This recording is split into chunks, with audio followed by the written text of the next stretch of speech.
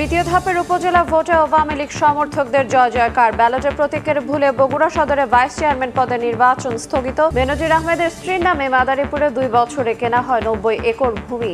জোর করে ফসলি জমি লিখে নেওয়ার দাবি। অভিযোগ আছে নির্যাতনেরও ফৌজদারি অপরাধ বলছেন আইনজীবীরা। রেমালের তাণ্ডবে পেরিয়ে ফিরছেন উপকূলের বাসিন্দারা। ত্রাণ না পাওয়ার অভিযোগ। দক্ষিণ পশ্চিমাঞ্চলে আমের ব্যাপক ক্ষতি। তলিয়েছে আউশ সবজির ক্ষেত। দিশেহারা কৃষক।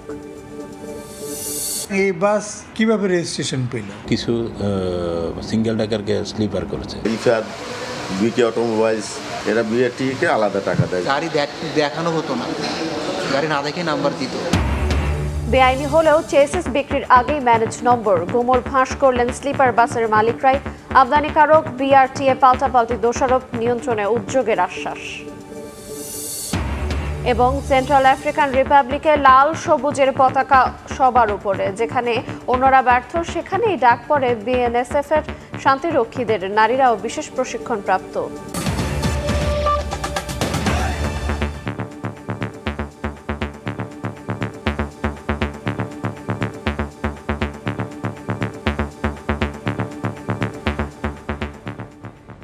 দেখছিলেন শিরোনাম। ভোরের সময়ের সঙ্গে আছি আইরিন আয়াত। তৃতীয় ধাপের উপজেলা নির্বাচনে আওয়ামী লীগ সমর্থকদের জয় জয়কার। পছন্দের প্রার্থীর বিজয়ের খবরে উল্লাসে ফেটে পড়েন কর্মী সমর্থকরা। ভোটে জাতীয় পার্টি সহ অন্য দলেরও কয়েকজন প্রার্থী জয়ী হয়েছেন। ভোটের ফলাফলে পছন্দের প্রার্থীর জয়, তাই তো বাঁধভাঙা উল্লাসে মেতে ওঠেন কর্মী সমর্থকরা। নেচে গিয়ে মিছিল স্লোগানে চলে বিজয় উদযাপন। বুধবার সন্ধ্যার পর থেকেই তৃতীয় ধাপের উপজেলা পরিষদ নির্বাচনের ফলাফল আসতে শুরু করে। রিটার্নিং কর্মকর্তার ফলাফল ঘোষণার পরেই একে অপরকে জড়িয়ে ধরে আনন্দ প্রকাশ করেন জয়ী প্রার্থীর কর্মী সমর্থকরা। তাদের আনন্দে যোগ দেন বিজয়ী প্রার্থীরাও। ফুলের মালা দিয়ে পছন্দের জনপ্রতিনিধিকে বরণ করেন কর্মীরা। এটা শুধু আমার বিজয় না, এটা যারা আমাকে সহযোগিতা করে এখানে নিয়ে এসেছে তাদের বিজয়। যে প্রতিশ্রুতি নিয়ে আমরা নির্বাচিত হয়েছি, ইনশাআল্লাহ আমার এই প্রতিশ্রুতি আমি শতভাগ সততার সহিত, আমার ইমানের সহিত আমি আমার প্রতি যে দায়িত্ব কর্তব্য অর্পিত হবে, আমি সেই দায়িত্ব কর্তব্য পূর্বের ন্যায় ইনশাআল্লাহ সফলভাবেই পালন করব। নির্বাচনী ফলাফলে জয়ী উপজেলা চেয়ারম্যান, ভাইস চেয়ারম্যান ও নারী ভাইস চেয়ারম্যানদের মধ্যে বেশিরভাগই ক্ষমতাসীন আওয়ামী লীগের। অন্যান্য দলেরও কয়েকজন জয়ী হয়েছেন। তবে ভোটারদের প্রত্যাশা দলীয় বিবেচনায় নয়, এলাকাবাসীর কল্যাণে নবনির্বাচিত জনপ্রতিনিধিরা তাদের নির্বাচনকালীন প্রতিশ্রুতি বাস্তবায়ন করবেন। জনগণের কল্যাণের কাজ করবে, জলবদ্ধতা নির্দেশনের কাজ করবে, আপনার মাদকমুক্ত সমাজ করবে। তৃতীয় ধাপে 87 উপজেলায় অনুষ্ঠিত হয় নির্বাচন। এর মধ্যে 16টি উপজেলায় ইভিএম এবং বাকি উপজেলাগুলোতে ব্যালট পেপারে হয় ভোট। খাদিজা স্বপ্না, সময় সংবাদ। বিশ্বের শান্তি রক্ষা কঠিন হয়ে পড়ছে বলে মন্তব্য করে প্রধানমন্ত্রী শেখ হাসিনা বলেছেন, সদস্যদের দক্ষতা বাড়াতে কাজ করছে বাংলাদেশ। বুধবার আন্তর্জাতিক শান্তিরক্ষী দিবসের অনুষ্ঠানে তিনি বলেন, বাংলাদেশ থেকে নারী শান্তিরক্ষী পাঠাতে অনুরোধ জানিয়েছেন জাতিসংঘ মহাসচিব। এ সময় যুদ্ধ ও অস্ত্র প্রতিযোগিতা না করে মানব কল্যাণে অর্থ ব্যয়ের আহ্বান জানান তিনি। বিশ্বের শান্তি প্রতিষ্ঠায় নিয়োজিত বীর যোদ্ধাদের সম্মানে প্রতিবছর 29 মে পালন হয়ে আসছে আন্তর্জাতিক জাতিসংঘ শান্তিরক্ষী দিবস। বুধবার বঙ্গবন্ধু আন্তর্জাতিক সম্মেলন কেন্দ্রে দিবসটির আনুষ্ঠানিকতায় যোগ দেন প্রধানমন্ত্রী শেখ হাসিনা। তুলে ধরেন বিশ্বের শান্তি প্রতিষ্ঠায় বাংলাদেশের অঙ্গীকারের কথা।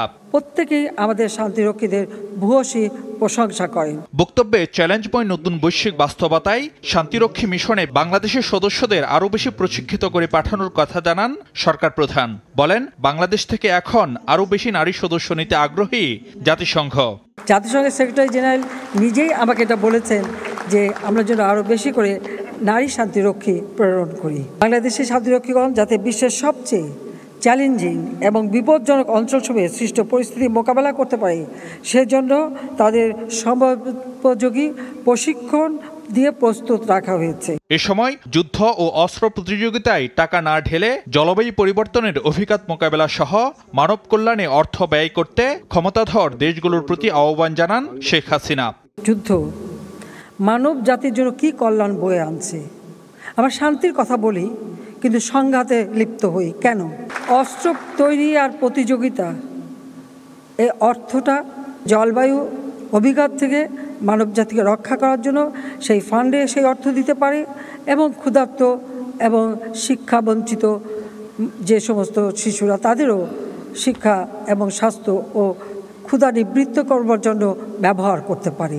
পরে বিভিন্ন মিশনে কর্মরত সশস্ত্র বাহিনী ও পুলিশ সদস্যদের সঙ্গে ভার্চুয়ালি কুশলাদি বিনিময় করেন সরকার প্রধান। এ সময় বিশ্ব পরিমণ্ডলে দেশের ভাবমূর্তি উজ্জ্বল রাখতে শান্তিরক্ষীদের আন্তরিকতা ও পেশাদারিত্ব বজায় রেখে কাজ করতে বলেন প্রধানমন্ত্রী।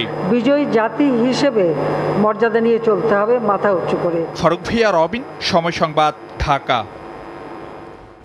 জাতিসংঘ শান্তি রক্ষা মিশনে বাংলাদেশের শান্তিরক্ষীদের নিয়ে জার্মান গণমাধ্যম ডয়েচে ভেলের তথ্যচিত্র যে দেশি বিদেশি ষড়যন্ত্রের অংশ তা দিনে দিনে স্পষ্ট হয়ে উঠছে। মার্কিন গোয়েন্দা সংস্থা সিআইএর আধুনিক থিঙ্ক ট্যাঙ্ক হিসেবে পরিচিত এনএডির তহবিল ও পরিকল্পনায় বাংলাদেশের উপর মার্কিন নিষেধাজ্ঞা আরোপের জন্য হওয়া সবশেষ নাটক এই তথ্যচিত্র। মঙ্গলবার মার্কিন পররাষ্ট্র দফতরের নিয়মিত ব্রিফিংয়ে মুখপাত্র ম্যাথু মিলারকে বাংলাদেশের বিরুদ্ধে প্রবাসী বিএনপিপন্থীদের সুরে কথা বলতে দেখা গেছে।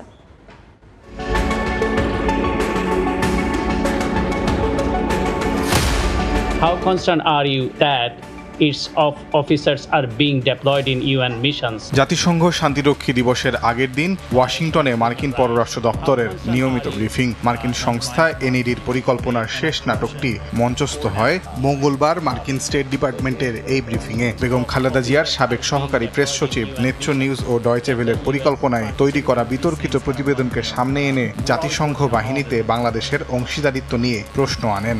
Will you take any action against the regime's top leadership, essentially from where these individuals are getting a free pass to do anything or everything? পূর্ব পরিকল্পনার অংশ হিসেবেই স্টেট ডিপার্টমেন্টের মুখপাত্র তার উত্তর দেন। And it is essential that peacekeeping personnel protect human rights.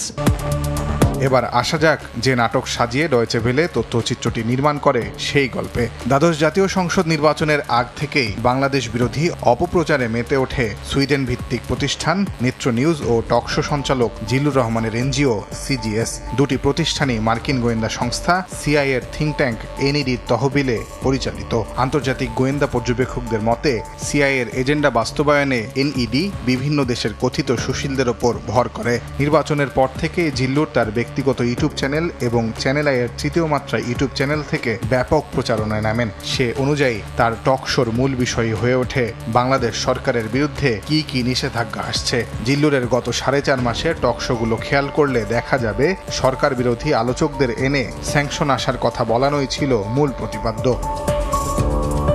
জিল্লুরের এই কাজের সাথে চলতে থাকে এনইডি তহবিলে পরিচালিত সুইডেন ভিত্তিক আরেক প্রতিষ্ঠান নেত্র নিউজের কাজ। তারা ব্যবহার করে ডয়েচে ভেলেকে। তাদের পরামর্শে ডয়েচে ভেলে চিঠি লেখে বাংলাদেশের বিপসটকে। রাজেন্দ্রপুরে অবস্থিত বিপসট শান্তিরক্ষীদের আন্তর্জাতিক মানের প্রশিক্ষণ দেয়া দক্ষিণ এশিয়ার একমাত্র প্রতিষ্ঠান। চিঠিতে বলা হয় জাতিসংঘ বাহিনীতে বাংলাদেশ সেনাবাহিনীর গৌরবোজ্জ্বল ভূমিকা নিয়ে ডয়েচে ভেলে প্রতিবেদন করবে। তাতে অনুরোধ করা হয় ঢাকায় অবস্থানরত ডয়েচে ভেলের ফ্রিল্যান্সার নাহিদ আঞ্জুমানকে চিত্র ধারণের অনুমতি দিতে। নির্দিষ্ট দিনে জামায়াত নেতা ও যুদ্ধাপরাধের দায়ে মৃত্যুদণ্ডে দণ্ডিত মীর কাশেম আলীর চ্যানেল দিগন্ত টিভির সাবেক চিত্র সাংবাদিক নাহিদ আঞ্জুমানের জন্য শুটিংয়ের আয়োজন করা হয়। নাহিদ আঞ্জুমান তার টিম নিয়ে শুটিং করেন বিপসটে। কর্মকর্তাদের বক্তব্যও নেন, সবই জাতিসংঘ বাহিনী নিয়ে। কিন্তু নেত্র নিউজের পরিকল্পনায় এই শুটিংয়ের পেছনে ছিল অন্য উদ্দেশ্য। এই ভিডিওর সাথে শ্রীলঙ্কার গৃহযুদ্ধকালীন ভিডিও মিলিয়ে বাংলাদেশ সেনাবাহিনীর মানবাধিকার ইস্যু নিয়ে প্রশ্ন তোলা হয়। বাংলাদেশের বিরুদ্ধে ডয়েচে ভেলে ও নেত্র নিউজ একই ধরনের প্রতিবেদন প্রকাশ করেছিল গত বছর। জার্মান প্রবাসী বাংলাদেশিরা তখন এর প্রতিবাদে বার্লিনে ডয়েচে ভেলের সদর দপ্তরের সামনে প্রতিবাদ করেছিল। গাজায় ইসরায়েলি বাহিনীর গণহত্যা নিয়ে যুক্তরাষ্ট্র, ব্রিটেন সহ বিশ্বের বিভিন্ন গণমাধ্যমে প্রতিবেদন হলেও ইসরায়েলের অন্ধ সমর্থক হওয়ায় ডয়েচে ভেলে এ বিষয়ে এখন পর্যন্ত নিশ্চুপ। এমনকি ইউরোপা ও আমেরিকার বিভিন্ন দেশে বিক্ষোভ হলেও জার্মানিতে ইসরায়েলের বিরুদ্ধে কোনো সমালোচনা করলেই ইহুদি বিদ্বেষ বলে আখ্যায়িত করা হয়। সময় সংবাদ, ঢাকা। একটি গোষ্ঠী বাংলাদেশের বিরুদ্ধে ষড়যন্ত্রে লিপ্ত, আর তারাই ডয়েচে ভেলেকে দিয়ে বাংলাদেশের সেনাবাহিনীর বিরুদ্ধে ডকুমেন্টারি করিয়েছে বলে মন্তব্য করেছেন তথ্য সম্প্রচার প্রতিমন্ত্রী মোহাম্মদ আলী আরাফাত। বুধবার দুপুরে তথ্য ভবনে বাংলাদেশ প্রেস কাউন্সিল পদক প্রদান অনুষ্ঠানে তিনি বলেন, এবার টার্গেট করে সেনাবাহিনীর সুনাম ক্ষুণ্ণ করতে আন্তর্জাতিক গণমাধ্যমকে ব্যবহার করেছে গোষ্ঠীটি। ডয়চে ভ্যালি আপনারা চিনেন, DW, তারা একটি ডকুমেন্টারি বানিয়েছে।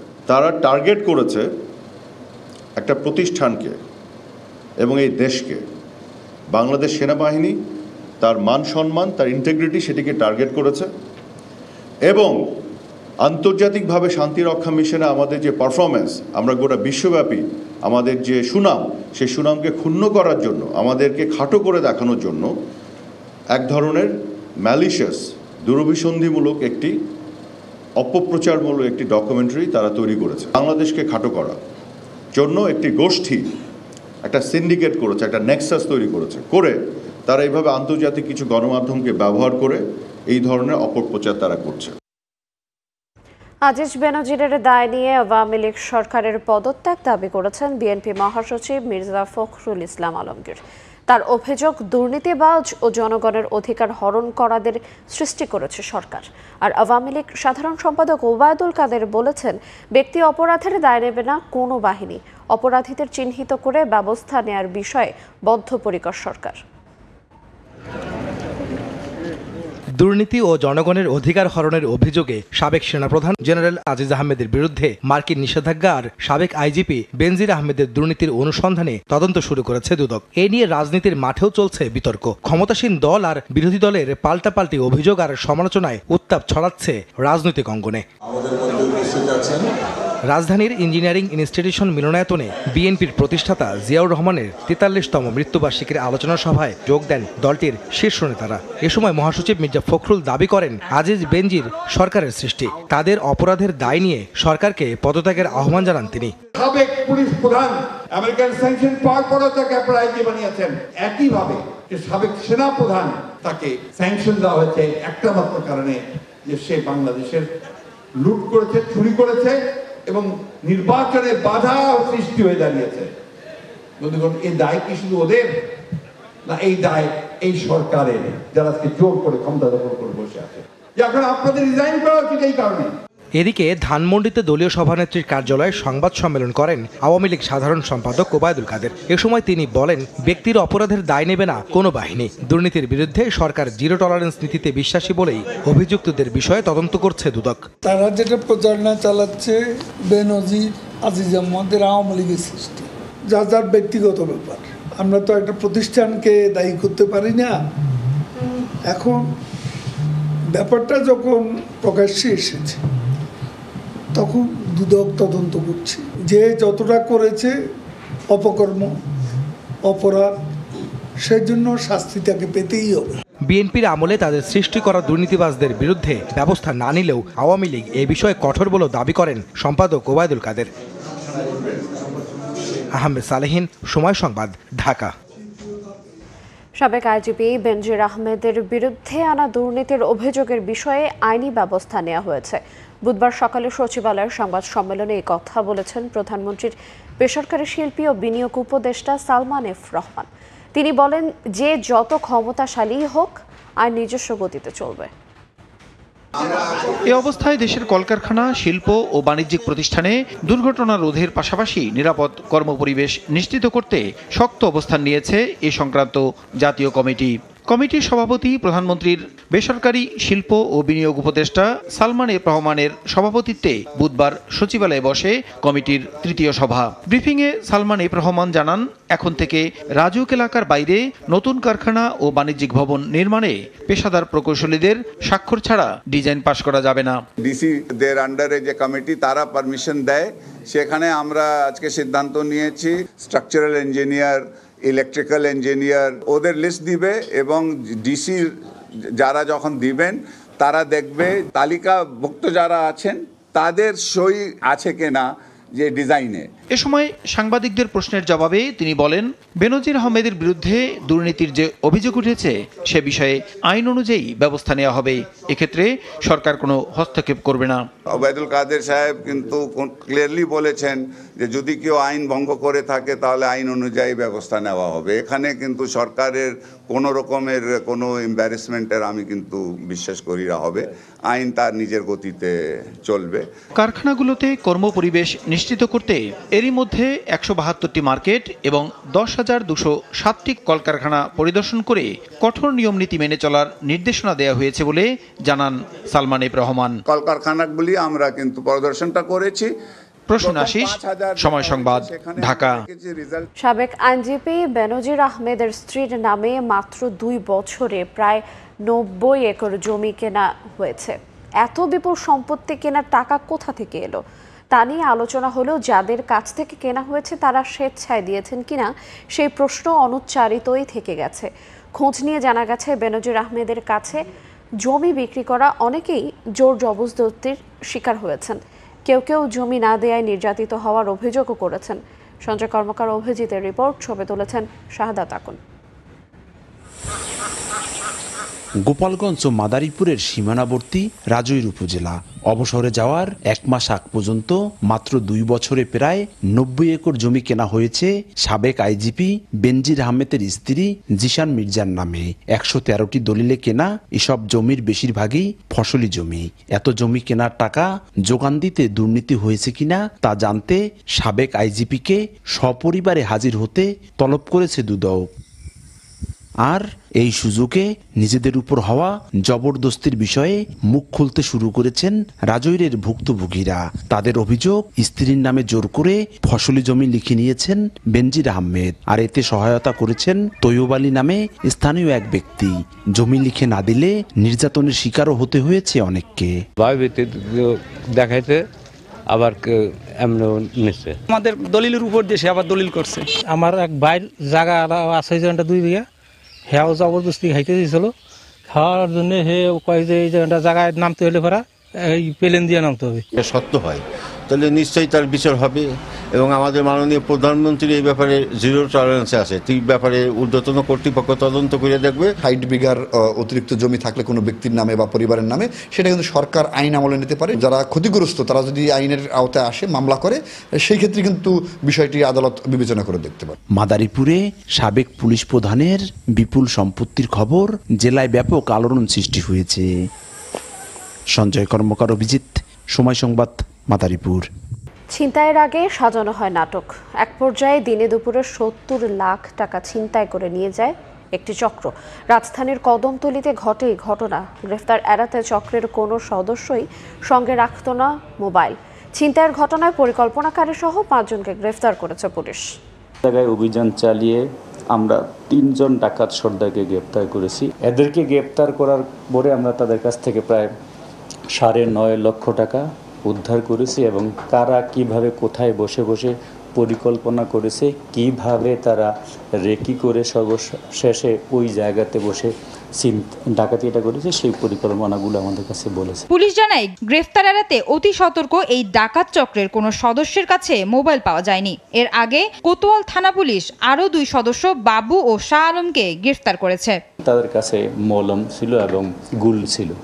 তারা ডাকাতি কাজে কিছু বাটন ফোন ব্যবহার করেছে, এবং ডাকাতি কাজ সংগঠিত হওয়ার পরে কোনো মোবাইল বুড়িগঙ্গা এবং অন্যান্য নদীতে ফেলে দিয়ে তারা টেকনোলজিক্যালি সম্পূর্ণ ডিসকানেক্টেড থাকার চেষ্টা করেছে। সেই কারণেই ডাকাতদেরকে গ্রেফতার করা এবং বেশি পরিমাণের লুণ্ঠিত ডাকাতির টাকাগুলোকে উদ্ধার করতে আমাদের অনেক সময় লেগে গেছে। গ্রেফতারের সময় আসামিদের কাছ থেকে নগদ 9.5 লাখ টাকা উদ্ধার করেছে পুলিশ। তাদের নামে ডাকাতি ও ছিনতাইয়ের একাধিক মামলা রয়েছে। আয়েশা সিদ্দিক, সামিয়া, সময় সংবাদ, ঢাকা। অনুমোদন নেই কিন্তু মহাসড়কে দাপিয়ে বেড়াচ্ছে বিলাসবহুল স্লিপার বাস। বেআইনি হলেও ঠিকই বিআরটিএর রেজিস্ট্রেশন নম্বর আছে দেশের বিভিন্ন রুটে চলাচল করা অন্তত 450 বাসের। বাস মালিক, চেসিস আমদানিকারক এবং বিআরটিএ সবাই দুষছেন একে অপরকে। তবে স্লিপার বাসের মালিকরাই বলছেন আমদানিকারক প্রতিষ্ঠান বিকে এবং ইফাত চেসিস বিক্রির আগেই বিআরটিএর নম্বর ম্যানেজ করে দেয়। মেহেদি হাসানের রিপোর্ট।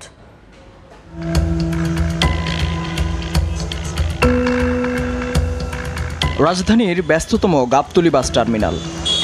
সময় সংবাদের ক্যামেরা দেখে দূরপাল্লার এই বাসের পালানোর চেষ্টা, কিন্তু কেন? বিআরটির তথ্যমতে বাংলাদেশে এ ধরনের স্লিপার বাস চলার অনুমতি নেই। তার উপর যেসব চেসিসের উপর স্লিপারগুলো তৈরি হচ্ছে সেটিও অবৈধ, কারণ এসব চেসিসের ক্যাটালগ বলছে ধারণ ক্ষমতা সিঙ্গেল ডেকের বা একতলার, কিন্তু বাস বানানো হয়েছে দ্বিতল তো বটেই, তার উপর স্লিপার। যদিও মালিক সমিতি নিজেরাই এসব বাসের ঘোর বিরোধী। এই গাড়ি একটু স্পিডে টানলে এই গাড়ি হিলতে থাকে, তো এই গাড়িটা দোতলা বাস বানানোর জন্য তো এই চ্যাসিস তৈরি করা হয়নি। এই বাস কিভাবে রেজিস্ট্রেশন পেল? বিআরটিএ কর্তৃপক্ষ এসব বাসের পক্ষে যুক্তি না দেখালেও বাসগুলো কিভাবে নিবন্ধন পেল সে বিষয়ে দায়ী সারা উত্তর দিয়েছেন সংস্থাটির চেয়ারম্যান। আইন বিধিতে স্লিপারের কোনো ডেফিনিশন নেই। বাসটা আছে রেজিস্ট্রেশন নেয়, তখন এটা সিঙ্গেল ডেকারে ছিল। পরবর্তীতে ওরা শেপ চেঞ্জ করে কিছু সিঙ্গেল ডেকারকে স্লিপার করেছে। অবশ্য মূল গুমর ফাঁস করেছেন স্লিপার বাসের মালিকেরাই। আমদানিকারক প্রতিষ্ঠান চেসিস বিক্রির আগেই বিআরটিএর নম্বর ম্যানেজ করেন, পরে চেসিস কিনে নিজেদের মতো স্লিপার বাস বানিয়ে ফেলেন মালিকেরা। ইফাদ, বিকে অটোমোবাইলস এরা বিআরটিকে আলাদা টাকা দেয় যে আমার এই গাড়িগুলি আসলে পারমিট দিয়ে দিবেন। দেশে তৈরি স্লিপার বাস কিংবা দোতলা বাসের চেসিস আমদানি করছে মূলত বিকে এবং ইফাদ নামের দুটি আমদানিকারক প্রতিষ্ঠান। বৈধতা না থাকলেও নিজেদের ইচ্ছে মতো স্লিপার বাস নির্মাণ, ক্যাটালগের নিয়মনীতি না মানার বিষয়গুলো স্বীকার করলেও আনুষ্ঠানিকভাবে কোনো বক্তব্য দেয়নি কোনো কর্মকর্তা। গাড়ি দেখানো হতো না, গাড়ি না দেখে নাম্বার দিত, এটা বাস সারি বলতে পারে। অথচ অদৃশ্য কারণে এসব বাস জব্দ করছে না আইন শৃঙ্খলা বাহিনী কিংবা দায়িত্বপ্রাপ্ত সংস্থা বিআরটিএ। এই বিষয়গুলো আমাদের নজরে এসেছে, সংশ্লিষ্ট সবার সাথে একটা সমন্বিত উদ্যোগে এই বিষয়ে আমরা সিদ্ধান্ত গ্রহণ করব। সন্দেহ নেই দেশের সড়ক মহাসড়ক আগের চেয়ে উন্নত হয়েছে অনেক। সেই বিবেচনায় বর্তমান মহাসড়ক যদি স্লিপার বাস চলার উপযুক্ত হয়, তবে সেই মানের চেসিস আমদানির আগে আইন পরিবর্তনের দাবি সংশ্লিষ্টদের। মেহেদি হাসান, সময় সংবাদ, ঢাকা। ঘূর্ণিঝড় রেমালের প্রভাবে ক্ষতিগ্রস্ত হয়েছে দক্ষিণ পশ্চিমাঞ্চলের আম বাগানগুলো। 50 থেকে 70% আম ঝরে পড়েছে বলে দাবি বাগান মালিকদের। এতে লোকসানের আশঙ্কা তাদের। সংকট সৃষ্টি হওয়ায় বাজারেও দাম বেড়েছে। আর কৃষি বিভাগ বলছে পুষিয়ে নিতে স্বল্প সুদে বাগানীদের ঋণের ব্যবস্থা করা হবে। ঘূর্ণিঝড় রেমালের আঘাতে লন্ডভন্ড দক্ষিণ পশ্চিমাঞ্চলের জনপদ। বাগানে উপড়ে পড়েছে গাছ, ঝরে গেছে আম। ঝড়ের পর পরিপক্ক আম সংগ্রহ করে দ্রুত বাজারজাত করছেন সাতক্ষীরা ও মেহেরপুরের বাগানীরা। তারা জানান বাগানে 50 থেকে 70% আম ঝরে পড়েছে, যে 30% বাকি আছে তাও ক্ষতিগ্রস্ত। এতে লোকসানের শঙ্কা তাদের। ঝড়ের তসরুপাতের কারণে পড়ি নষ্ট হয়ে গেছে, অনেক ক্ষতিগ্রস্ত হয়ে গেছি। এখন আমরা এই লস কিভাবে আমরা এটা উঠাবো? গাছ ভেঙে গেছে, অনেক আম ঝরে গেছে। 20 লক্ষ টাকার মতন আমার ক্ষয়ক্ষতি হয়েছে। অর্ধেক আম ঝরে যাওয়ার কারণে ব্যবসায়ীরা অনেক ক্ষতিগ্রস্ত। এদিকে আমের সংকট তৈরি হওয়ায় দাম বেড়েছে বাজারে। ঘূর্ণিঝড়ের পর প্রতিমন বিক্রি হচ্ছে 2800 থেকে 3000 টাকা দরে। যে গাছে আগে 10 মণ আম পেতাম, অনাবৃষ্টির কারণে আমরা 5 মণ পাচ্ছি, আবার এই ঝড়ের কারণে তারও অর্ধেকও পাচ্ছি না। এবছরও আমরা প্রচুর পরিমাণ ক্ষতিগ্রস্ত। আজকে এই যে আম, এসব আম বিক্রি হচ্ছে আপনার 2800 টাকা 2900 টাকা মন। অবশ্য কৃষি বিভাগ বলছে আমের দাম বাড়ায় বাগান মালিক ও ব্যবসায়ীদের তেমন ক্ষতি হবে না। তারপরও ক্ষতিগ্রস্ত বাগানীদের স্বল্প সুদে ঋণের ব্যবস্থা করে দেওয়ার আশ্বাস সংশ্লিষ্ট কর্মকর্তার। এগুলো মেচুর আম যেহেতু এগুলো বাজারজাত করা যাবে এবং চাষির হয়তো সামান্য একটু দাম কম পেতে পারে, তবে তেমন কোনো ক্ষয়ক্ষতির কোনো সম্ভাবনা নেই। ক্ষতিগ্রস্ত কৃষককে আমরা সহজতে ব্যাংক ঋণ বা কোনো প্রণোদনার আওতায় আনতে পারি কিনা সে বিষয়ে কৃষি বিভাগ কাজ করে যাচ্ছে। সাতক্ষীরায় 4118 হেক্টর ও মেহেরপুরে 2326 হেক্টর জমিতে আম বাগান রয়েছে। সাহাল আব্দুল্লাহ আলভি, সময় সংবাদ। সেন্ট্রাল আফ্রিকান রিপাবলিকের সংঘাতপূর্ণ এলাকায় জটিল কোনো অপারেশনে যখন কোনো দেশের কন্টিনজেন্টগুলো ব্যর্থ হয়, তখন ডাক পড়ে বাংলাদেশ স্পেশাল ফোর্স কন্টিনজেন্ট বা BNSF-এর। দুর্গম এলাকার ঝুঁকিপূর্ণ অপারেশন মানেই BNSF। এই কন্টিনজেন্টদের সদস্যরা বলছেন বাংলাদেশের পতাকাকে সমুন্নত রাখতে যে কোনো ত্যাগ স্বীকার করতে তারা প্রস্তুত। সেন্ট্রাল আফ্রিকান রিপাবলিক থেকে ফিরে বিস্তারিত বুলবুল রেজার রিপোর্ট। সেন্ট্রাল আফ্রিকান রিপাবলিকের আকাশে উঠছে লাল সবুজের পতাকা। দেশটির মাটিতে একমাত্র র্যাপলিং টাওয়ারটি বাংলাদেশি শান্তিরক্ষীদের তৈরি। জাতিসংঘের মিনুস্কা মিশনে বিভিন্ন দেশের একাধিক কন্টিনজেন্ট থাকলেও কোথাও নেই এই ধরনের ট্রেনিং টাওয়ার। বাংলাদেশ সেনাবাহিনীর chief of general staff lieutenant general Wakeruzzaman টাওয়ারটির উদ্বোধনের পর স্পেশাল ফোর্স কন্টিনজেন্টের অত্যন্ত দক্ষ ও মেধাবী সদস্যদের প্রশিক্ষণ কার্যক্রম পরিদর্শন করেন। সেন্ট্রাল আফ্রিকান রিপাবলিকে জাতিসংঘের মিনুস্কা মিশনে অনেকগুলো দেশের শান্তিরক্ষীরা কাজ করেন। এই মিশনে বাংলাদেশ অন্যতম অংশীদার। যে কোনো সংঘাতপূর্ণ এলাকায় জটিল অপারেশনে যখন অন্য দেশের কন্টিনজেন্টগুলো ব্যর্থ হয় তখন ডাক পড়ে বাংলাদেশের এই কন্টিনজেন্টের। নারী সদস্যরাও বিশেষ প্রশিক্ষণপ্রাপ্ত। কন্টিনজেন্টে পুরুষ মেম্বারদের সাথে কাজ করার পাশাপাশি আমরা যখন কোনো অপারেশনে যাই বা কোনো সিমিক কার্যক্রম আয়োজন করি, সেখানে আমাদের এই নারী সদস্যরা আমাদের পুরুষ সদস্যদের সাথে সমান তালে মিলেমিশে তাদের দায়িত্ব পালন করে থাকেন। যেসব দুর্গম এলাকায় অন্যান্য কন্টিনজেন্ট পৌঁছাতে পারে না কিংবা তারা অপারগতা প্রকাশ করে, সেখানে স্পেশাল ফোর্স কমান্ডারের নির্দেশে কঠিন সব অপারেশনে নেতৃত্ব দিতে হয় বিএনএসএফসিকে। স্পেশাল ফোর্স এই জন্যই বলা হয় যে নর্মাল ইনফ্যান্ট্রি ব্যাটালিয়ন কিংবা অন্যান্য কন্টিনজেন্ট যে কাজগুলো করতে পারবে না, লাইক কোনো এলাকায় একটা লম্বা সময়ের জন্য থাকা কিংবা কাউকে অ্যারেস্ট করা, কিংবা যে এলাকায় সাধারণ ইনফ্যান্ট্রি ব্যাটালিয়ন যেতে পারবে না, লাইক হেলিকপ্টার থেকে নামা, হেলিকপ্টার থেকে নেমে একটা লম্বা সময়ের জন্য সাপ্লাই ছাড়া ওখানে সাস্টেন করা, এই ধরনের ঝুঁকিপূর্ণ কাজগুলো স্পেশাল ফোর্সের সদস্যরা খুব ভালোভাবে সম্পন্ন করে থাকে বলেই এখানে বাংলাদেশ স্পেশাল ফোর্সকে নিয়োজিত করা হয়েছে। অপারেশন মানেই ঝুঁকি। দিনের পর দিন এই ঝুঁকি নিয়েই কাজ করতে হয় শান্তিরক্ষীদের। বাংলাদেশি শান্তিরক্ষীদের দায়িত্বটা যেন আরেকটু বেশি। সাধারণ জনগণের মুখে হাসি ফোটাতে নিরলসভাবে কাজ করতে হয় তাদের। দেশের পতাকাকে সমুন্নত রাখতে যে কোনো ত্যাগ স্বীকার করতে প্রস্তুত তারা। আফ্রিকার দরিদ্র দেশগুলোর মধ্যে সেন্ট্রাল আফ্রিকান রিপাবলিক অন্যতম। দেশটিতে শান্তি স্থাপন ও সংঘাত নিরসনে মিনুস্কা মিশনে গুরুত্বপূর্ণ অংশীদার বাংলাদেশ। আর এক্ষেত্রে বাংলাদেশ স্পেশাল ফোর্স কন্টিনজেন্টের ভূমিকা অতুলনীয়। বুলবুল রেজা, সময় সংবাদ, সেন্ট্রাল আফ্রিকান রিপাবলিক। এয়ারবাসের তুলনায় বোয়িংয়ের উড়োজাহাজ দুর্ঘটনার রেকর্ড বেশি, আর নির্মাণগত ত্রুটির তথ্য প্রকাশে বিশ্বজুড়েই বিরাজ করছে বোয়িং আতঙ্ক। তাই আগে ভাগেই বোয়িংয়ের পরিবর্তে ফ্রান্সের এয়ারবাস কেনা নিয়ে মাঠে নামে বাংলাদেশ। এরপরই যুক্তরাষ্ট্র নিজেদের বোয়িং উড়োজাহাজ বিক্রির জন্য দৌড়ঝাঁপ শুরু করে ঢাকায়। বিশেষজ্ঞরা বলছেন, ব্যবসা ও নিরাপত্তাকে প্রাধান্য দিয়ে এই ব্যাপারে দ্রুত সিদ্ধান্ত নিতে হবে সরকারকে। কাজল আব্দুল্লাহর রিপোর্ট।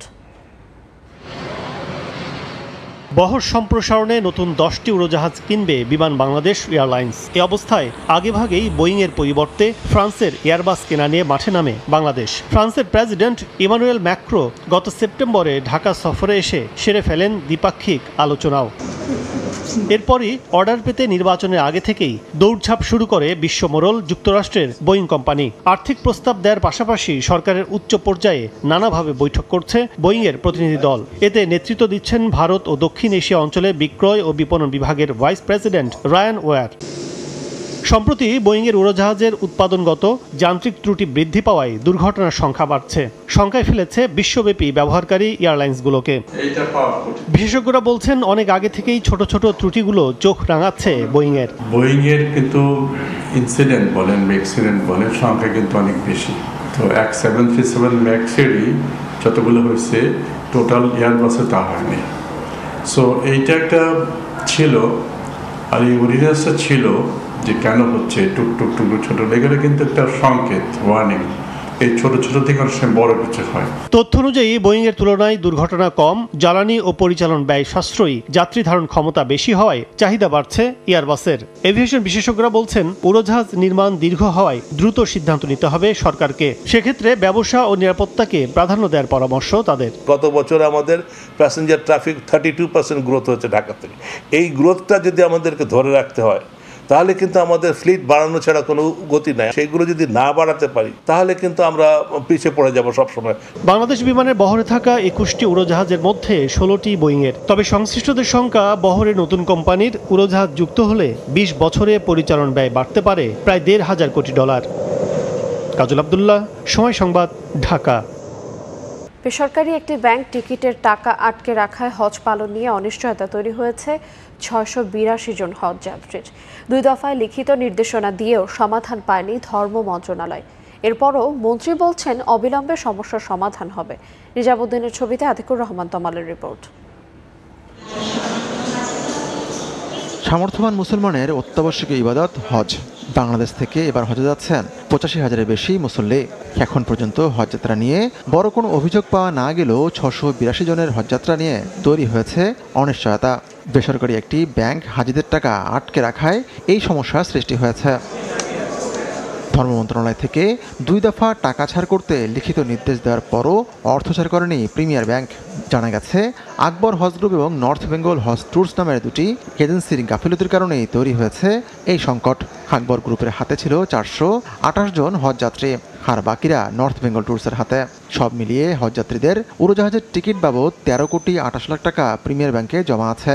নিয়ম অনুযায়ী সেই টাকা দিয়ে টিকিট হবার কথা ছিল অনেক আগেই, কিন্তু ব্যাংকের তরফে অর্থ ছাড় না করায় সেটি ঝুলে আছে। ধর্ম মন্ত্রণালয়ের 2 দফা চিঠির কোনো উত্তর দেয়নি ব্যাংকটি। মঙ্গলবার বিকেলে পল্টনে আকবর হজ গ্রুপের মূল অফিসে যায় সময় সংবাদ। ক্যামেরায় কথা না বললেও কর্মকর্তারা জানিয়েছেন আকবর গ্রুপের কাছে প্রিমিয়ার ব্যাংকের মোটা অঙ্কের টাকা ঋণ আছে। সেই টাকা শোধ না করায় হয়তো হাজিদের টাকা আটকে দিয়েছে ব্যাংকটি। ব্যাংক আমাদের কাছে পায় কিছু, কিন্তু তাদের সাথে আমি সংখ্যাটা বলতে পারবো না। আচ্ছা, মানে সেই টাকাটা এটা আমাদের বসে দেবে না। হ্যাঁ, ওরাটাই নিচ্ছে এরা। হ্যাঁ, আচ্ছা, কিন্তু ওরা তো বসের সাথে কথা বলতে কমপ্লিট যে ছেড়ে দেবে এরকম একটা কিন্তু দেওয়ার পরও ওরা এখন দিচ্ছে না। অবশ্য ধর্মমন্ত্রীর আশা অবিলম্বে সমস্যার সমাধান হবে। সবকিছু সমাধান হয়েছে ইনশাল্লাহ, টেনশন করার কোনো কারণ নেই। একদম সবকিছুই কমপ্লিট, আমাদের কোনো কিছুতে কোনো সমস্যা নেই। সকল ভিসা সম্পন্ন হয়েছে, আর কি সকল ভিসা সম্পন্ন হয়ে গেলে আর কোনো কিছু বাকি থাকে না। সমস্যার কথা স্বীকার করে আশ্বাসবাণী শুনিয়েছেন হাবের সভাপতিও। এর সংখ্যা থাকার কোনো কারণ নেই। এটা একটা রাষ্ট্রীয় আইন, আর ব্যাংকগুলি রাষ্ট্রীয় আইন এবং বাংলাদেশ ব্যাংকের যে নিয়ম অনুসারে চলে। তো এটা নিয়ে আমার মনে হয় ব্যর্থ হওয়ার কোনো সুযোগ নেই। 9 মে শুরু হয়েছে এবছরের প্রথম হজ ফ্লাইট। হজযাত্রার শেষ ফ্লাইট আগামী 12 জুন। আতিকুর রহমান তামাল, সময় সংবাদ, ঢাকা। ঘূর্ণিঝড় রেমালের প্রভাবে টানা বৃষ্টিতে নারায়ণগঞ্জের ফতুল্লায় বেশ কয়েকটি এলাকায় জলাবদ্ধতা সৃষ্টি হয়েছে। কয়েকশো ঘর বাড়িতে দুর্গন্ধ ময়লাযুক্ত পানিতে তলিয়ে যাওয়ার ভোগান্তিতে 3 লক্ষাধিক মানুষ। তবে জলাবদ্ধতার স্থায়ী সমাধানের আশ্বাস দিয়েছেন স্থানীয় সংসদ সদস্য শামীম ওসমান। শওকত আলী সৈকতের তথ্য এবং আরিফ হোসেনের ছবি নিয়ে রিপোর্ট।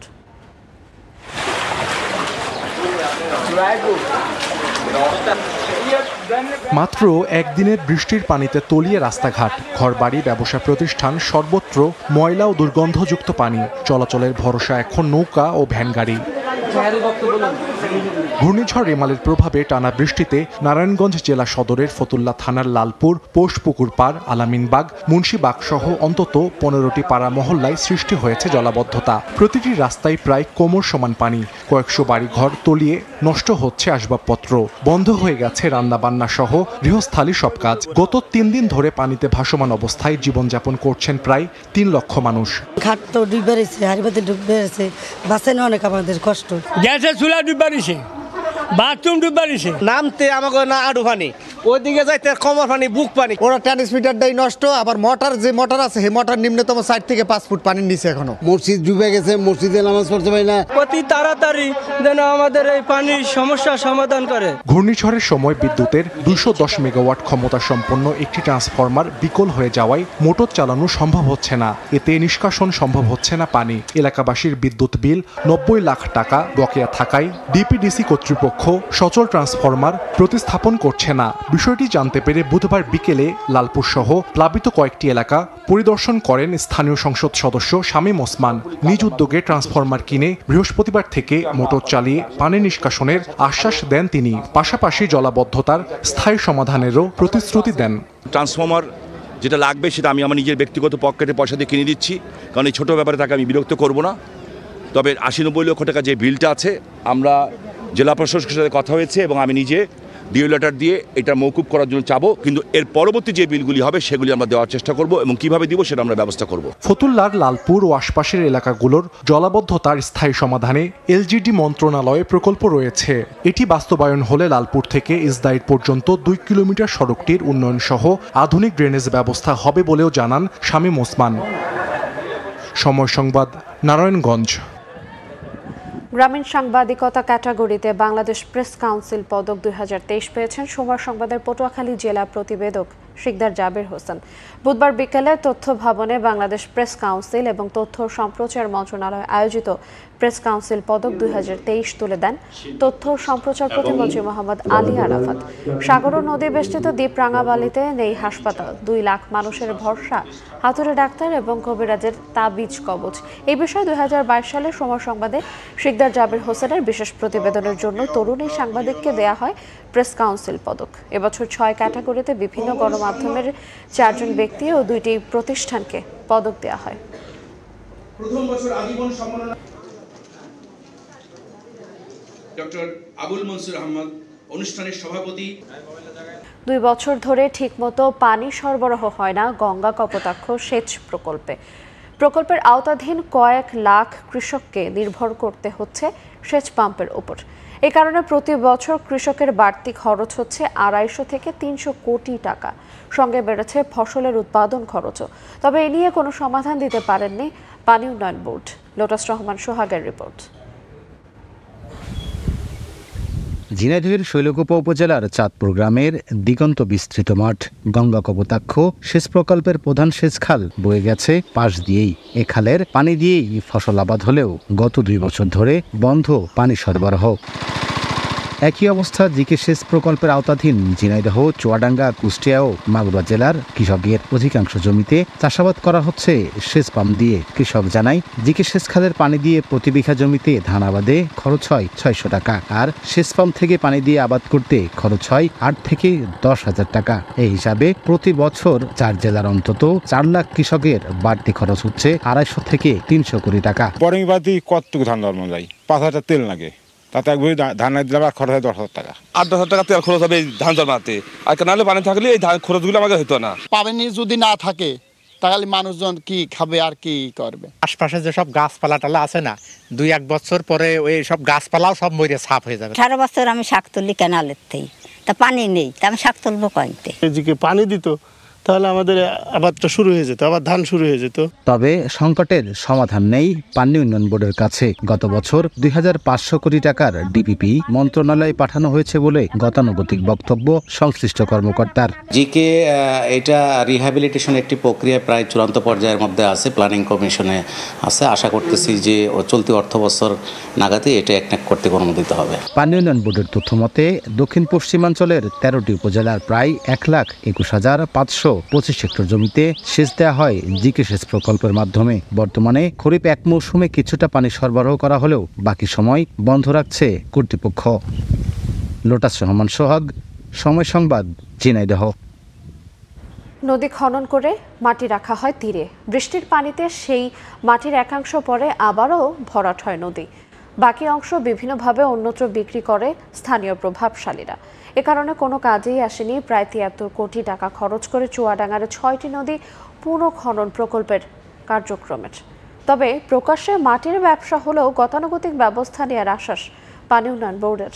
মাহফুজ মামুনের পাঠানো তথ্য এবং ছবি নিয়ে থাকছে রিপোর্ট।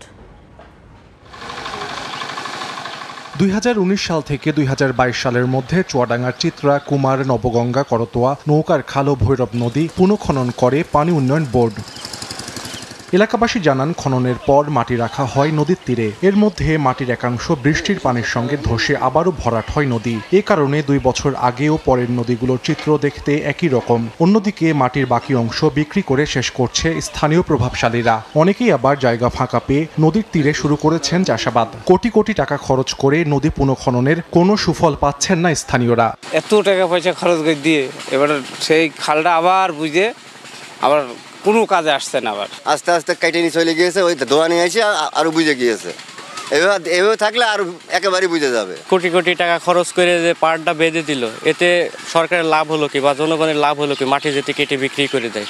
আমরা তো আর এখানে এসে তার দেখিনি যে মাটি কেটে নিয়ে যাচ্ছে, তাছাড়া বুলারকের কিছু নেই। সোচ্চার হওয়া, তাদের বিরুদ্ধে আইনগত ব্যবস্থা নেওয়ার আকুল আবেদন সরকারের কাছে। যে এই কুচক্র মহল যারা মাটি বিক্রয় করেছে এদেরকে আমরা দৃষ্টান্ত শাস্তিমূলক দাবি করছি।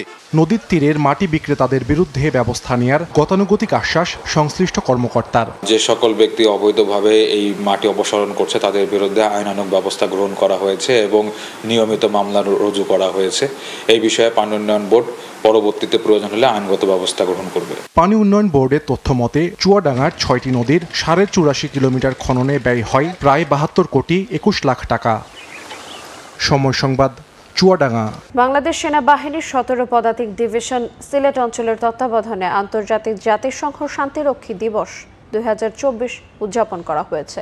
দিবসটি উপলক্ষে সিলেট পিচকিপার্স রান সহ বিভিন্ন অনুষ্ঠানের আয়োজন করা হয়। বুধবার সকালে সিলেট সেনানিবাসে জেনারেল অফিসার কমান্ডিং ১৭ পদাতিক ডিভিশন ও area commander Sylhet area major general Chowdhury Mohammad Azizul Haque Hazari balloon এবং শান্তির প্রতীক পায়রা উড়িয়ে অনুষ্ঠানের উদ্বোধন করেন। শৃঙ্খলা, সততা, সামরিক পেশাগত দক্ষতা, নিরপেক্ষতা, আনুগত্য, সাহসিকতা, পেশাদারিত্বের সাথে বাংলাদেশের সেনাবাহিনী কাজ করে যাচ্ছে বলে জানান তিনি।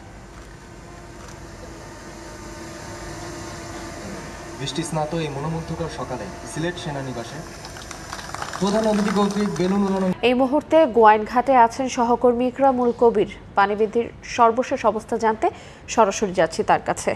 ইকরামুল, উজান থেকে নেমে আসা পাহাড়ি ঢলের সাথে ভারী বর্ষণের ফলে সিলেটের বেশ কয়েকটি এলাকা নতুনভাবে পানি বৃদ্ধি পাচ্ছে এবং কিছুদিন আগে এই এলাকায় কিছু কিছু জায়গা পানি বেড়ে গিয়েছিল এবং এই দুই দিন থেকে গতকালকে থেকে আবার পানি বেড়ে যাচ্ছে। বিশেষ করে সুরমা, কুশিয়ারা, সারিগাং এবং পিয়াইন এই 5টি নদীর পানি বিপদসীমার উপর দিয়ে প্রবাহিত হচ্ছে এবং বিশেষ করে যদি বলি পিয়াইন এবং সারিগাং এই 3টি নদী হচ্ছে কি পাহাড়ি নদী, যেটা ভারত থেকে বাংলাদেশে প্রবেশ করেছে গোয়াইনঘাট দিয়ে এবং গোয়াইনঘাট উপজেলা দিয়ে, যার কারণে জাফলং এই যে গোয়াইনঘাটে 13টি ইউনিয়ন প্রত্যেকটি জায়গা পানিতে প্লাবিত হয়ে গেছে। আমি এখন আছি গোয়াইনঘাটে।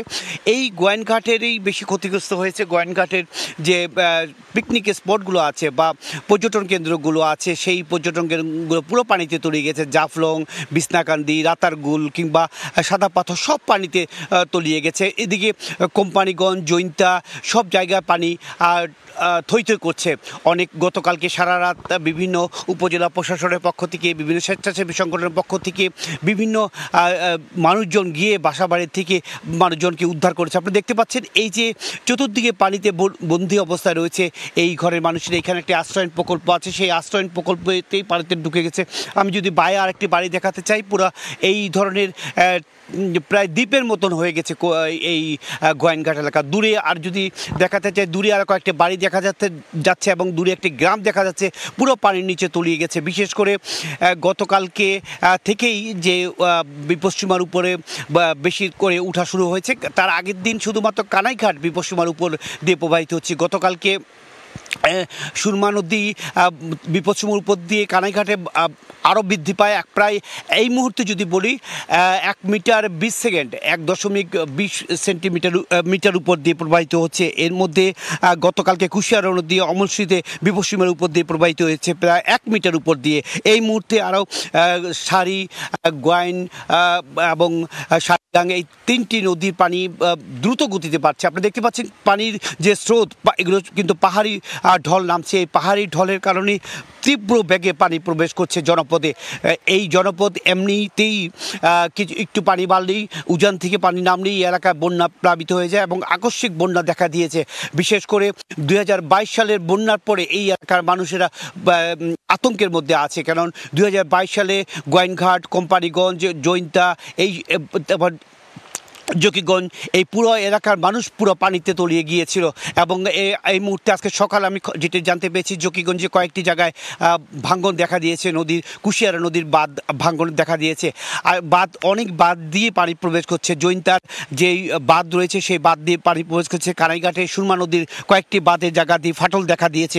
সব কিছু মিলে যদি পানি না কমে এবং এই পানির গতি বা তীব্র বেগে যে পানি প্রবেশ করছে সেই তীব্র বেগের পানি যদি না কমে এবং তাহলে আজকের পরে হয়তো দেখা যাবে বন্যা পরিস্থিতি আর একটু অবনতি হয়ে যাবে। আকস্মিক বন্যায় থেকে বন্যার পরিস্থিতিতে রূপ নেবে। এই মুহূর্তে তবে পানি গতি বৃদ্ধি পাচ্ছে। তবে আবহাওয়া অফিস যে পূর্বাভাস দিয়েছে, আবহাওয়া অফিস বলছে দুপুরের পর থেকে বৃষ্টিপাতের পরিমাণ কমে যাবে এবং আকাশ কিছুটা পরিষ্কার হয়ে যাবে। বৃষ্টিপাত কমে গেলে এবং উজানে যদি বৃষ্টিপাত কমে যায় তখন গিয়ে হয়তো এই যে আকস্মিক বন্যা দেখা দিয়েছে সেটি পরিস্থিতি হয়তো আরেকটু ভালো হয়ে যাবে, নতুবা পরিস্থিতি আরও খারাপের দিকে যাবে। এমনটি পানি উন্নয়ন বোর্ডের পূর্বাভাস থেকে আমরা জানতে পেরেছি। পানি উন্নয়ন বোর্ড যে প্রতি 3 ঘন্টা পরপর যে আমাদেরকে যে তথ্য দিয়ে থাকে সেই তথ্য অনুযায়ী আমরা দেখতে পাচ্ছি পানি কমার আপাতত কোনো লক্ষণ নেই। গতকালকে থেকে আজকে পানি কিছুটা বৃদ্ধি পেয়েছে। দুপুরের পরে হয়তো 12টা রিডিং পেলে আমরা হয়তো জানতে পারবো যে পানি কমেছে কিনা। তবে সব কিছু মিলে যে স্থানীয় প্রশাসন বেশ কিছু আশ্রয় নেওয়ার জন্য ব্যবস্থা করেছে এবং জৈন্তা, গোয়াইনঘাট, কোম্পানিগঞ্জ এই 3টি উপজেলার প্রশাসন বিভিন্নভাবে যারা পানিতে আটকে গেছে তাদেরকে আশ্রয় দেওয়ার জন্য বিভিন্ন জায়গায় ব্যবস্থা করে দিয়েছে। মোটামুটি এই ছিল যে উজান থেকে নেমে আসা পাহাড়ি ঢল এবং বৃষ্টিপাতের ফলে যে কোম্পানিগঞ্জ, গোয়াইনঘাট এবং জৈন্তায় যে আকস্মিক বন্যা দেখা দিয়েছে তার সবশেষ খবর। সরাসরি যুক্ত ছিলাম সিলেটের গোয়াইনঘাট থেকে। ভুতুড়ে বিল নিয়ে বিপাকে পড়েছেন যশোর পল্লী বিদ্যুৎ সমিতির গ্রাহকরা। গত 2 মাস ধরে বিলের কাগজে হিসাব মিলছে না অধিকাংশ গ্রাহকের। অভিযোগ উঠেছে প্রতিটি বিলে অতিরিক্ত টাকা যোগ করে দেয়া হয়েছে। এই নিয়ে অভিযোগ করা হলেও মিলছে না কোনো সমাধান। অবশ্য পল্লী বিদ্যুৎ সমিতির দাবি তাদের কাছে এমন কোনো অভিযোগ নেই। জুয়েল মৃধার পাঠানো তথ্য এবং আবুল কালাম আজাদের ছবি নিয়ে থাকছে রিপোর্ট। স্বাভাবিক সময় একটি পরিবারে যে বিদ্যুৎ বিল আসতো 300 থেকে 400 টাকা, গত কয়েক মাস ধরে সেই বিল আসছে 800 থেকে 900 টাকা। বিদ্যুৎ বিল নিয়ে বিপাকে যশোরের পল্লী বিদ্যুৎ সমিতির গ্রাহকরা। তাদের অভিযোগ, মিটার না দেখে অফিসে বসে বিল করছেন কর্মকর্তারা। প্রতি মাসে বিলের সঙ্গে অতিরিক্ত যুক্ত করা হচ্ছে 80 থেকে 200 ইউনিট বেশি বিদ্যুৎ। এ নিয়ে বিদ্যুৎ অফিসে বারবার অভিযোগ করার পরও মিলছে না কোনো প্রতিকার। শীঘ্রই বিষয়টি সমাধানের দাবি তাদের। গত মাসে যার 800 টাকার বিল আছে এ মাসে তার 4300। অতিরিক্ত ভুতুড়ে বিলের জ্বালায় আমরা অতিষ্ঠ হয়ে গেছি। প্রায় 40 ইউনিট, এখন লেখা আছে 90 ইউনিট। ওই জায়গায় বসে বিল লেখে, বাড়ি এসে তারা বিল লেখে না কেউ। এই জায়গায় টাকা দিতেই হবে, না দিলে কারেন্ট কেটে দেবে। আমি বললাম এত বিল হলো কেন, আগামী মাসে আপনার ঠিক করে দেবো। এখন তো এই মাসে দেবে কিরাই টাকা, আপনি আগামী মাসে ঠিক করে দেবেন আমাদের। গরিব মানুষ আমরা খাইতে খাই, আমাদের বিল কমাতে হবে। কমাই দেবো এন তেন অমুক তমুক নানান কথাবার্তা বলে ভাই রাখে যান। আমি রাখা গেছি, রাখার পর আমার এই জিনিস আবার রিটার্ন ফেরত দিচ্ছে। তারা কিছুই কমায় না আমার এতে। তবে এ নিয়ে ক্যামেরার সামনে কোনো মন্তব্য করতে রাজি নন যশোর পল্লী বিদ্যুৎ সমিতি 1-এর জেনারেল ম্যানেজার। মুঠোফোনে প্রসঙ্গ এড়িয়ে গ্রাহকদের লিখিত অভিযোগ করার পরামর্শ দেন। বিদ্যুৎ বিতরণ লাইনে খুব বিজি আছে, কোনো এরকম কোনো বিল আমার জানা নেই। গ্রাহকদেরকে পাঠাই দিয়ে আমার দেখেছি। বিদ্যুৎ বিভাগের তথ্য মতে বর্তমানে যশোর পল্লী বিদ্যুৎ সমিতি 1-এর গ্রাহক সংখ্যা 5,72,517 জন। এর মধ্যে আবাসিক গ্রাহক 5,06,098 জন। সময় সংবাদ, যশোর। এভারেস্ট জয় করে নিজ শহর চট্টগ্রামে ফিরেছেন ডক্টর বাবর আলী। এসেই মেতেছেন ফুটবল খেলায়। যারা পর্বত আরোহী হওয়ার স্বপ্ন দেখেন কিংবা এভারেস্ট জয় করতে চান তাদের জন্য শারীরিক কসরত খুবই গুরুত্বপূর্ণ বলে জানান হালদাপাড়ের এই সন্তান। বিস্তারিত জানাচ্ছেন পার্থ প্রতিম বিশ্বাস। এভাবেই ফুটবল খেলতে নামার আগে সদ্য এভারেস্ট ও লোৎসে বিজয় করে ফিরে আসা বাবর আলীকে সম্মান জানান বন্ধু ও ভার্টিক্যাল ড্রিমার্স ক্লাবের সদস্যরা। বাংলাদেশের পর্বত আরোহণের যে রোমাঞ্চকর ও অভূতপূর্ব ইতিহাস লিখেছেন বাবর, তা স্মরণীয় করে রাখতে কাটা হয় কেকও। এভারেস্ট জয় করে চট্টগ্রামের ছেলে বাবর আলী দেশে ফিরেছেন 2 মাস পর। এবার ফিরলেন নিজ শহর চট্টগ্রামে। হয়নি একদিনও, তাই বলে তো আর থেমে থাকা যায় না। এভারেস্ট জয় করে সোজা চলে এসেছেন চিরচেনা ফুটবল গ্রাউন্ডে। মেতে উঠেছেন বড় ভাই বন্ধু বান্ধবদের সঙ্গে ফুটবল খেলায়। নগরীর কাজিরদেউরি এলাকায় টার্ফে খেলাচ্ছেন প্রিয় খেলা। ফিটনেস ধরে রাখতে ফুটবল কিংবা অন্য যে কোনো খেলার কোনো বিকল্প নেই বলে জানান ডাক্তার বাবর আলী। এরা তো আমার প্রাণের মানুষ আসলে আর কি। এদের সাথে ওই যে বললাম এই যেখানে আমি খেলছি এর নিচেই দুতলা নিচে গিরি নামে যে দোকান, এইটা হচ্ছে চট্টগ্রামে আমাদের বেস ক্যাম্প। এখনো পর্যন্ত পর্বতে অসুস্থ হয়নি। এটা এই ধারাবাহিকতা যাতে বজায় থাকে যতদিন পর্যন্ত পর্বতে যায়। যারা পর্বতারোহী হওয়ার স্বপ্ন দেখেন কিংবা এভারেস্ট জয় করতে চান, তাদের জন্য শারীরিক কসরত খুবই গুরুত্বপূর্ণ বলেও জানান হালদাপাড়ের এই সন্তান। মাউন্টেনিয়ারিংয়ে 3M লাগে, আমরা এটা বলি যে মাইন্ড, তারপর হচ্ছে মাসল বলতে আসলে you don't have to be that macho, যে এন্ডুরেন্স, আর হচ্ছে মানি। তো এই তিনটা জিনিসের সমন্বয় লাগবে ডেফিনেটলি। পর্বতারোহণ একটা খুবই ব্যয়বহুল স্পোর্টস, আমরা সবাই জানি। এদিকে 2 মাস পর বাবরকে আবারও চিরচেনা খেলার মাঠে পেয়ে খুশি সবাই।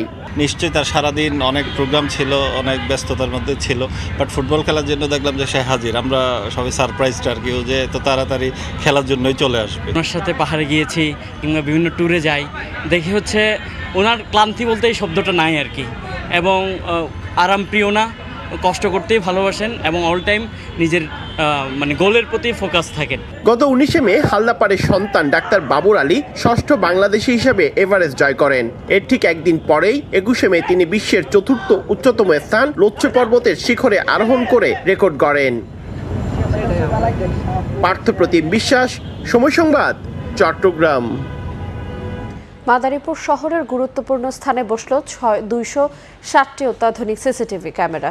বুধবার দুপুরে নিজ কার্যালয়ের উদ্বোধন করেন পুলিশ সুপার মাসুদ আলম। জননিরাপত্তায় 70 লাখ টাকা ব্যয়ে এই ক্যামেরা বসানোতে খুশি সাধারণ মানুষ। কমবে চুরি, ছিনতাই, ইফটিজিং সহ অপরাধমূলক কর্মকাণ্ড আশা জেলা পুলিশের। মাদারীপুর শরীয়তপুর আঞ্চলিক মহাসড়কের সদর উপজেলার আজমত আলী খান টোল প্লাজা থেকে ঢাকা বরিশাল মহাসড়কের মোস্তফাপুর গোল চত্বর পর্যন্ত 8.5 কিলোমিটার মহাসড়ক ও শহরের গুরুত্বপূর্ণ এলাকা জুড়ে এই সিসিটিভি ক্যামেরার পর্যবেক্ষণ থাকবে, যা সরাসরি জেলা থেকে নিয়ন্ত্রিত হবে।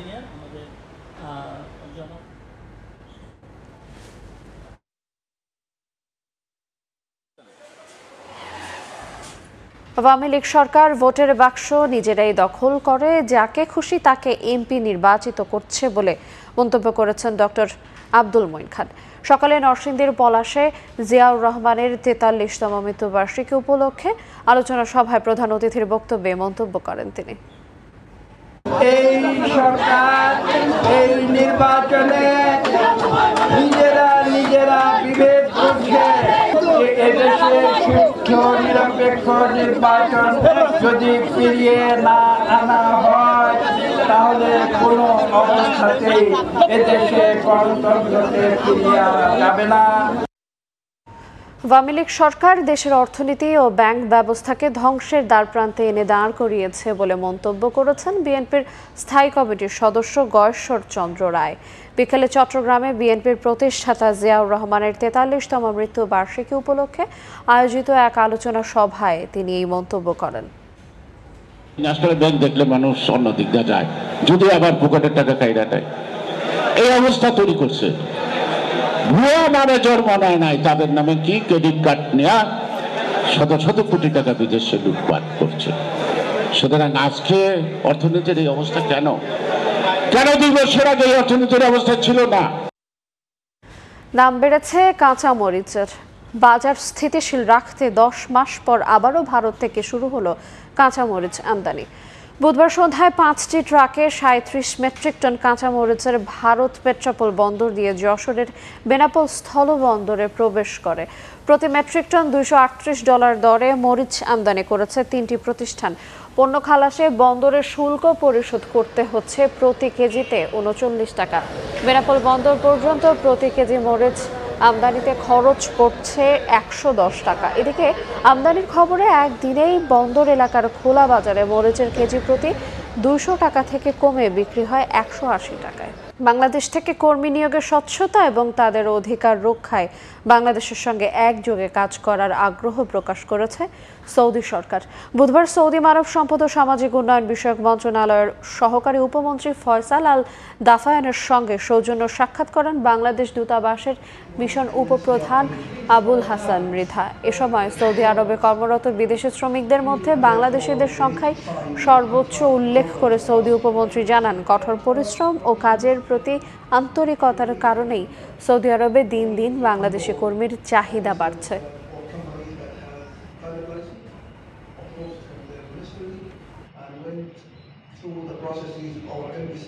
বাংলাদেশের বিশ্বকাপ জার্সি নিয়ে সামাজিক যোগাযোগ মাধ্যমে নানা আলোচনা হলেও সেগুলো নিয়ে ভাবার সময় নেই ক্রিকেট বোর্ডের। জাতীয় দল বিশ্বকাপে ভালো করলেই এই সব আলোচনা শেষ হয়ে যাবে বলে বিশ্বাস বিসিবির মিডিয়া কমিটির চেয়ারম্যান তানভীর আহমেদ টিটুর। আপাতত বিসিবির মাধ্যমে টাইগারদের অফিসিয়াল জার্সি বিক্রির পদ্ধতি না থাকলেও ভবিষ্যতে নিজেরাই জার্সি বিক্রির চেষ্টা করবেন বলে জানান তিনি। আমার কাছে জার্সির ডিজাইন কি সেটা অনেক বেশি মুখ্য বিষয় আমার কাছে কখনো ছিল না, এখনও নয়, ভবিষ্যতেও থাকবে না। বিকজ আমার যেটা আছে সেটা হচ্ছে টিমটা বাংলাদেশ। সো আমরা যে জার্সি পরেই খেলবো এটা বাংলাদেশের রিপ্রেজেন্ট করবে।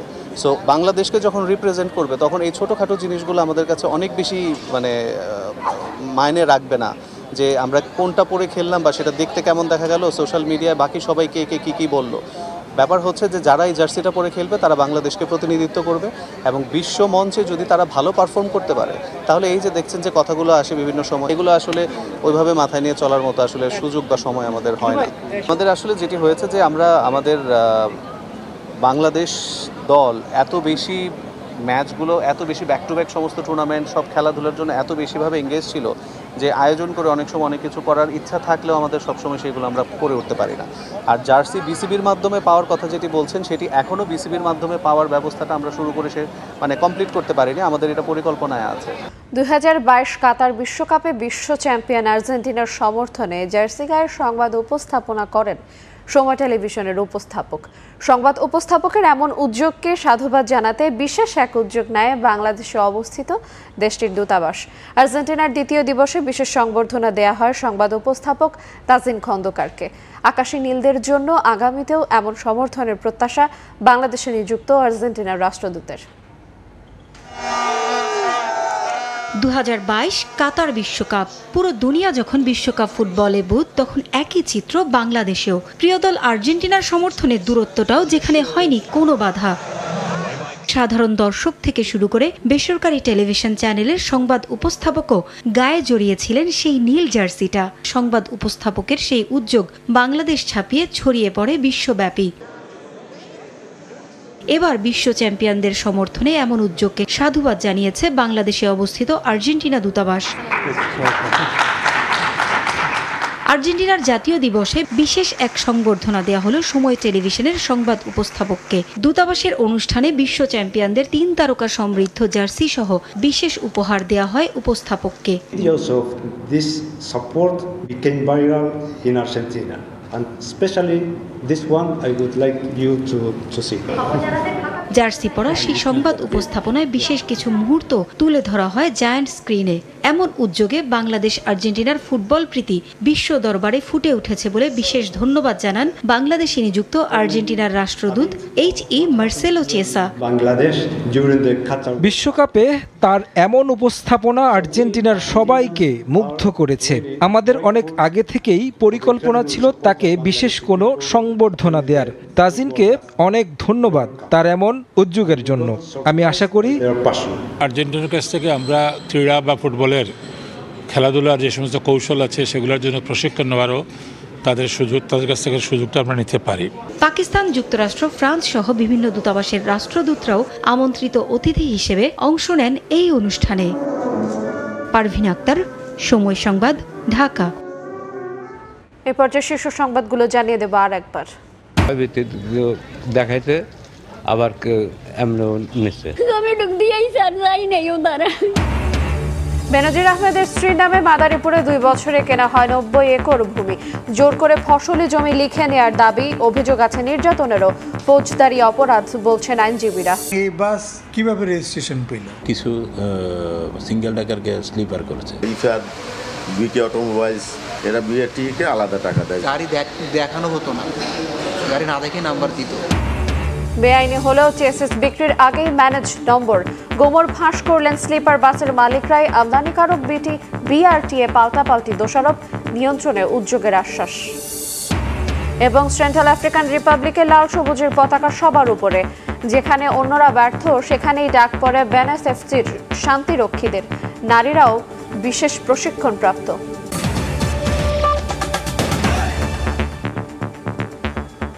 এই ছিল ভোরের সময়। এরপর সকালের সময় সঙ্গে থাকবেন সহকর্মী তোহা খান তামিম। আইরিন, আপনাকে ধন্যবাদ। সকালের সময় নিয়ে ফিরছি কিছুক্ষণ পরেই, সঙ্গে থাকুন সময়ের।